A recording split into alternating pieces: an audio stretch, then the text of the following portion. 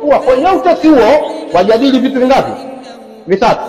Illa man amara bisadaqatin au ma'rufin au islahin baina an-nas.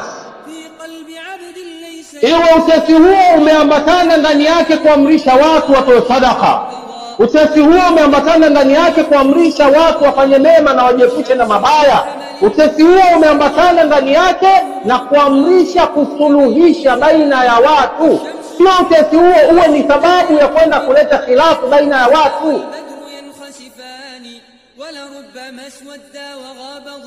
Allah jalla wa ala aliposema wasulhu khair ay min alfiraq, kusuluhisha ndio khairi kuliko kufarikisha.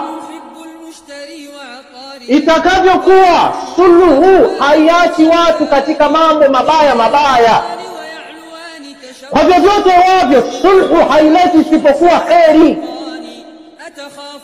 Wewe mwenye msimamo wa kusema mimi sitaki sulhu, je, hali yako kabla sulhu na baada kukataa sulhu itabakia kwa vile vile?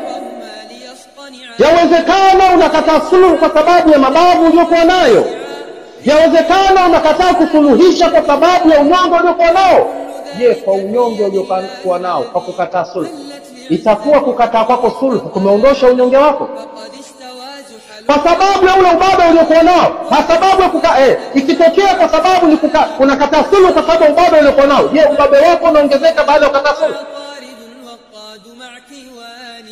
Yaacheni maneno ya Allah tabaraka wa taala afanye kazi. Wasulhu khair, sulhu siku zote ni khair.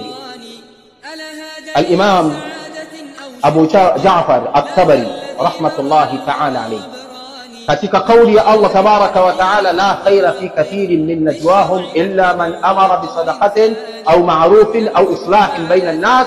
Al-Imam at-Tabari rahimahullah katika tafsir al-Bayan, yeye anasema huwa baina al-mutabayinaini au al-mutakhasimaini. Haya maneno Allah ameyasema